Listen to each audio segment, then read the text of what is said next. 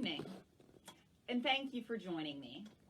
For those of you who don't know me, my name is Miss Courtney, and I am the Assistant Director of the Roaring Spring Community Library.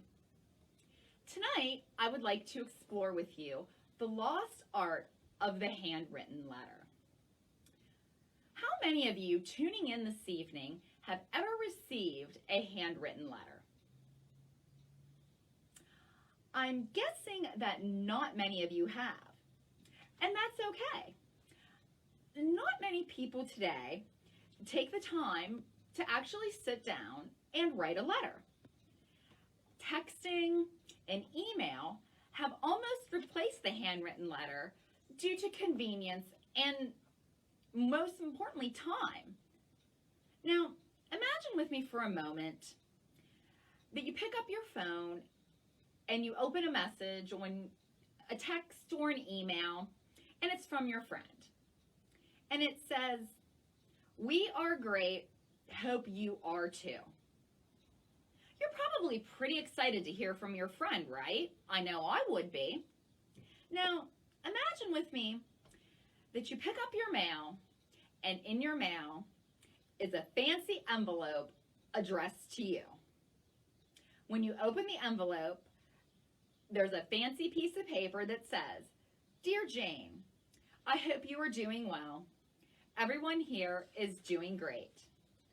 Best wishes, Nancy." Receiving a letter on pretty stationery is sure to brighten anyone's day. Also, a handwritten letter is more personal. I mean, while it's great to take a few moments to send a text or an email, think about for a minute how meaningful and how personal it is to write a letter to someone.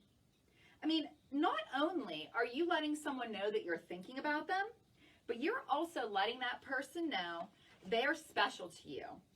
It confirms that they're important to you and the importance of your relationship with them because, like I said, letters take time to write, and sending someone a thoughtful note shows that you are willing to invest in the relationship and put time into it. So, how do you write someone a personal letter? Well, first, you select your stationery. Now, some people use a personalized letterhead. Myself, I prefer novelty stationery, such as I've got some foxes here. Oh, we've got some teddy bears, some raccoons. This all can be purchased from Amazon relatively inexpensively. And think about for a minute how excited you would be if you got an envelope in the mail with darling little foxes on it. I know I would be beyond thrilled. So after you select your stationery, then what? How do you write someone a letter? What information needs to be in it? The personal letter can be broken down into 4 basic parts.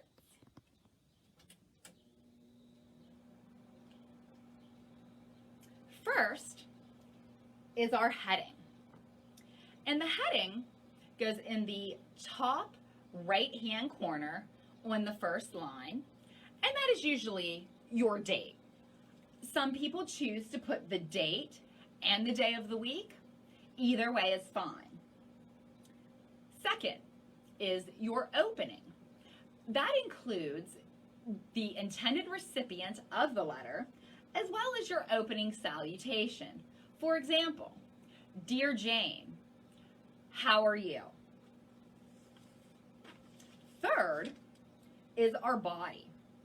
And in the body of the letter is the information that you are communicating to the recipient. For example, "Dear Jane, how are you? I just won the sweepstakes. We are beyond excited." And then finally is your closing. And that includes your signature line. For example, "Dear Jane, How are you? I just won the sweepstakes. I am so excited. Best wishes, Nancy.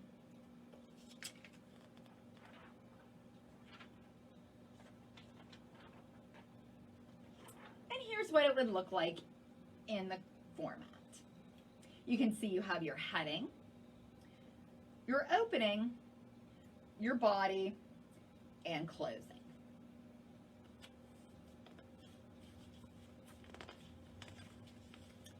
Now, once you've written the letter, how do you get it to your intended recipient? You do that by mailing it. When addressing your envelope, it is very, very important to include these three things. The first, the recipient's full name, street address, city, state, and zip code. That goes in the middle of the envelope. Second is the return address. That is the sender's full name, street address, city, state, and zip code, which is placed in the top left-hand corner. And finally, and most importantly, is your postage, which is placed in the top right-hand corner.